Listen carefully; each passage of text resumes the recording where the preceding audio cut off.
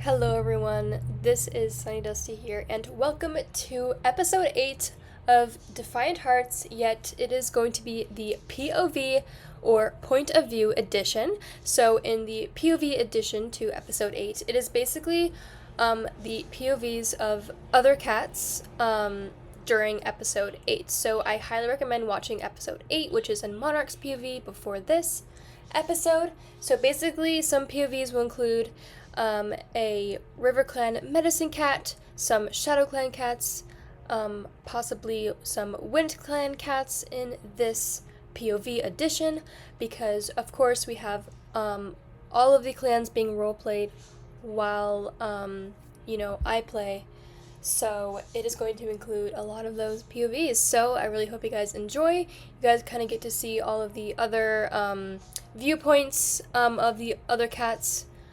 So, yeah, really hope you guys enjoy. Bye-bye! So the first POV includes Viper Fang and Cinder Fang in ThunderClan camp, because we saw in the battle with Crackle and Hornet Thistle in ThunderClan camp, there was ShadowClan cats. So basically what happened was that the ShadowClan cats came to ThunderClan looking for shelter as a way to run away from the ShadowClan leader, Venom Star. And we also see in this POV Coyote Growl, which also decides to go to Tide Clan as well to seek more shelter. So let's go ahead and begin. Cinderfang shifted uncomfortably, aggressive towards ShadowClan cats as always. Why did Viperfang think this was a good idea to go to ThunderClan camp as a way to escape Venom Star? Shouldn't we just give them a chance? They're just looking for shelter, says a ThunderClan cat. We all know how awful Venom Star is, says the same ThunderClan cat. Cinderfang couldn't bring himself to think Venom Star was awful, yet he just glanced around and then back to nothing. A cat says stay silent before turning to Coyote. Should we let them stay for a bit? They could fight against their clan to prove their loyalty to this clan, if they want to join ThunderClan. Cinderfang's tail flicked, fighting against him. That didn't sound like a very fun idea. Cinderfang turned around, settling next to Viperfang. So, this was your best idea? He huffed. It was this or run to the rogues. Would you rather that? Cinderfang grumbled. No, but at least they are allies-ish, he sighed. We'll be safe here, meowed Viperfang, briefly resting his tail on his shoulder.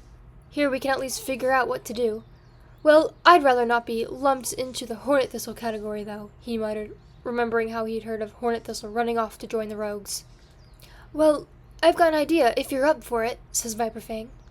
His tail flicked. He glanced about the larger Tom, his nose twitching. And what might this idea be? Another one of your schemes like this one? He huffed, but was almost amused. He couldn't help but chuckle. You might hate me for this, if you don't already, but I want to go find Hornet Thistle, says Viperfang. A clan meeting was apparently happening, and they're all wondering if they would like to join ThunderClan. Cinderfang paused. No, I'm fine, he muttered. He glanced at Lucille, but wouldn't answer. We're not joining anyone yet, he meowed, dipping his head in greeting. Look at you. Where'd you go after, says Viperfang to Lucille. After, you know. And Lucille is a traitor of ShadowClan, and a skilled hunter, and also a fierce Tom. I ran back, and now looking for answers, says Lucille, of ShadowClan. Well, it seems we're all in somewhat the same boat, he sighed. We don't plan on returning, either. I plan on returning, just with bloodshed, said Lucille. Viperfang raised a brow. You plan to attack him again? And they're referring to Venom Star. Not just him, says Lucille. You need to be more specific, says Viperfang. Cinderfang narrowed his eyes. I believe you're asking for a death wish. If so, he grumbled. I plan on starting a war with ShadowClan and the rogues, says Lucille. And I am confident on my skills, says Lucille. As much as I despise Venom Star, Cinderfang's right. Venom Star is not to be messed with, obviously. He briefly eyed the Tom's wounds. I won't admit he's strong, but I'll admit that there is weakness. Cinderfang scoffed a little. You wish to start a war? He found it almost unbelievable. Who is on your side for this? He nodded in agreement. Yeah, we're already at play. Why start another, says Viper Fang. I don't need anyone to be on my side. I wish to fight alone. Cinderfang bristled. Against the entirety of ShadowClan and the Rogues, you lost to him once. How do you expect to fend off a whole horde along with barn rats, he hissed. This was just idiocracy, says Cinderfang. Do you plan to fight this battle yourself? Says Viper Fang. I'll find a way. My revenge includes taking down the Rogues, then Venom Star, says Lucille. I'll overthrow his rule. He's not fit. Viper Fang glanced to Cinderfang. He hoped they were thinking the same thing. Yet that I can agree with. He is not fit to be a leader. Cinderfang sighed. You're overconfident and hopeless with wanting to do it alone, he murmured firmly. He didn't meet Viper Fang's gaze yet. You can choose where you want to be when this happens, but don't say I didn't warn you. If I die, I die with honor. Very well then, Viper Fang offered a stiff nod. Well, I wish you luck. I'm not sure when we'll cross paths again. I'm sure we will cross paths, but if I take over ShadowClan, I will invite you both back. Well, if you want to return, of course. You die in mass brain with whatever little honor you muster, huffed Cinderfang with finality. But good luck anyway, he muttered. Thank you, Lucille. That's a lot, says Viper Fang. He looked at Cinderfang. Well, it's getting late. Should we navigate back to the den?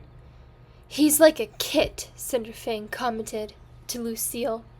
Sure, if you remember where it is. I certainly don't. This camp is blindingly bright that I have no idea where I was walking, he said, but wasn't upset with the lighting. Cinderfang curled up as they both went to sleep. We then see another POV of Duskstar, the leader of WindClan, and Dripstar, the leader of RiverClan, in ThunderClan camp. After the Rogues took over the Moors, WindClan cats have been residing mostly in RiverClan and ThunderClan camp. But most are lost. It really depends if we have enough strength to win. But yes, RiverClan may. I will make sure that happens, Duskstar. Together, we are stronger than those Rogues, and we can form a plan in advance, as they are planning to take back the Moors from the Rogues. Thank you, WindClan is grateful. Yes, WindClan will be ready to take back the Moors once and for all. Yes, he nodded slowly. But I must get back, says Dripstar, the leader of RiverClan. Coyote Growl trotted out of the den. Thanks for your time. Goodbye, says both of the leaders. The ShadowClan cats wake up. It was the next morning, and yet they were still in ThunderClan camp, seeking shelter away from the evil Venom Star. Viper Fang says, I want to speak with ThunderClan's deputy. Then we'll depart, he meowed, before looking to Cinderfang. That is, if you want to come? He asked to Cinderfang in the den. He thought it over before sighing. Sure, he meowed. You want to look for Hornet Thistle still, right? He asked, more curious than anything. Of course, he nodded. I don't know what for exactly. I want to know if he's all right. That white she-cat better be looking out for him, as he is referring to Monarch. They hear yowls from the clearing. Hold on. Hornet is here? Says Viper Fang. Cinderfang couldn't help but grin a bit. It's always been sort of sweet to watch Viper Fang and Hornet Thistle's close friendship. The closest thing to siblings he's ever seen in ShadowClan. They walk out of the den and see Crackle, a rogue, and Hornet Thistle. I'll kill you, says Crackle. This was when Hornet Thistle was hunting in the forest and he came across Crackle, and I guess they somehow wound up in ThunderClan camp. Hornet Thistle? Gasped Viper Fang. And this was soon then that Monarch heard his cries and came running to him, to Hornet Thistle. Trips off, obviously, says Viper Fang. We found Hornet Thistle, and he's right here. Isn't that the rogue that proposed the alliance between them and us in the first place? He's referring to Crackle. What are they all doing here? He hissed. Monarch comes into the scene. Monarch, run, says Hornet Thistle. He eyed Nightflutter or Monarch now. His eyes narrowed. Where was she when Hornet Thistle was being attacked? Hornet Thistle doesn't smell like ShadowClan anymore. Maybe he was thrown out? Monarch hissed at Crackle. I'm not backing down from this. Well, Hornet Thistle was ShadowClan. Then he left. Now, this is Coyote Growl's POV of the Battle of Crackle, Hornet Thistle, and Monarch in ThunderClan camp. Coyote Growl only stared at Monarch with a piercing glare. She didn't smell like ShadowClan anymore. How odd! Monarch leaped onto the back of Crackle, scratching him down his side. She's back, he hissed quietly to himself. Why are you not in ShadowClan territory? Monarch meows. They left, says Coyote Growl. We're no longer in ShadowClan, says Viper Fang. We're taking Viper Fang and Cinder Fang with us, says Hornet Thistle. We're going back to Tide Clan. Coyote Growl joins them. This is where you live now? Viper Fang asks Hornet Thistle. Yes, says Hornet Thistle. Tide Clan, Viper Fang echoed. This next POV is Crackle's POV, running into ThunderClan territory, and then him running into Hornet Thistle, and then the unfold of the events of them fighting in ThunderClan territory, as we have just seen. After a while, he finally started his way, as the sun started to rise. His ears perked, seeing Thistle? He knew he had his plans. He couldn't go and figure out why he was here. So, he just padded to ThunderClan entrance. His eyes narrowed at the cat. Hornet Thistle stared. Hornet Thistle was there because he was hunting for Monarch of Tide Clan. He turned the other way and continued. His eye filled with red as he approached the cat with a hiss. Hornet Thistle ran from him. I'll kill you for what you have done, he yelled as he chased him. Hornet Thistle runs into ThunderClan camp. Coward, he yelled as he leaped onto him. He pressed his claws into them. Where's Monarch? He hissed. Get off me, you flea brain. Then I assumed Crackle's mission was to get Monarch. Then I'll just track her down after I finish you, he hissed. We skip forward and Monarch comes in. Monarch, run! Yells Hornet Thistle. Next POV is Cottonheart of RiverClan, including a half-moon gathering that occurred this episode of Defiant Hearts, which included all of the medicine cats of the forested clans come together and share prophecies or anything that they have received from StarClan, and they meet at the Moonstone. So let's go ahead and get right into this POV. Now we can see Cottonheart of RiverClan, and then Nettleleaf, the medicine cat of ShadowClan, Mottled Whisper, the medicine cat of WindClan, and now we have the ThunderClan cats arriving, the ThunderClan medicine cat arriving for the half-moon gathering. A prophecy, Nettleleaf shook her head. Nightmare sure, prophecies no. I haven't had a prophecy. Birchpaw, the medicine cat apprentice of ThunderClan, says, he comes to the conclusion and speaks, bringing himself to his paws. StarClan is angry, and if no one is going to say, I will. He then sits back down. StarClan is angry that the rogues and loners took over the moors.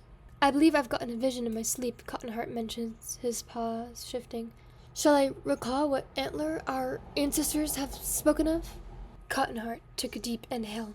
When the stars weep blood, and the moon turns its face, 3 red flowers shall bloom in a bed of ash. Born by fire, bound by fate, and feared by all, they shall rise when the forest forgets its name. 1 heart shall break, 1 truth shall burn, and one shall choose the end, says Cottonheart, the medicine cat of RiverClan, of a prophecy. Cottonheart shifts, looking at his paws, his eyes widen, snapping his gaze to Silkleap. Have we all gotten the same or similar prophecies? It has the red flowers mentioned yet again, Nettleleaf pointed out, to possibly a prophecy or a dream that she has received in the past. We have to keep our eyes open for these red flowers, says Bugpaw, which is the RiverClan medcat apprentice. Maybe we should see if StarClan will maybe answer more things to help us, she said, getting up and walking closer to the Moonstone. We should keep a lookout for the signs, anything about red flowers. If I encounter a sign, I'll do my best to try and find a way to transmit the message, says Nettleleaf, the medicine cat of ShadowClan. They all step closer to the Moonstone. I worry for all of us, Cottonheart says. His eyes wide with fear, Cottonheart nodded to the cats, attempting a deep breath and stepping closer to the moonstone.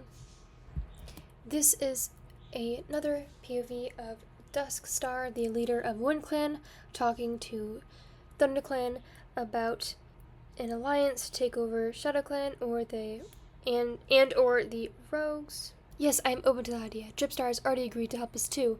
We'd be stronger together, he suggested to the ThunderClan cats. He thanks for suggesting. We should ambush them. Your clan will be hiding once the ShadowClan cats pick their target, says a ThunderClan cat. We can do that. I'll go back to camp now to see what my warriors think about this. Coyote Growl of ThunderClan says, we are talking about creating an alliance with WindClan against ShadowClan and the rogues, he meowed quickly.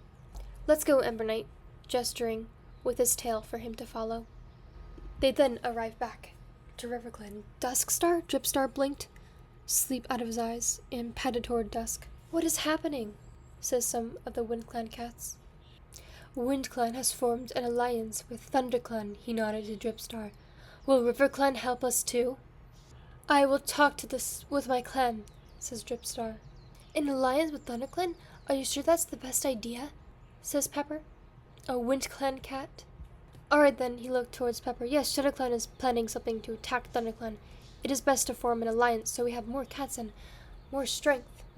Then maybe they'll help us reclaim the moors and drive out those rogues, he added. Okay, everyone, that was it to this episode. I really hope you guys enjoy, and until next time, bye-bye!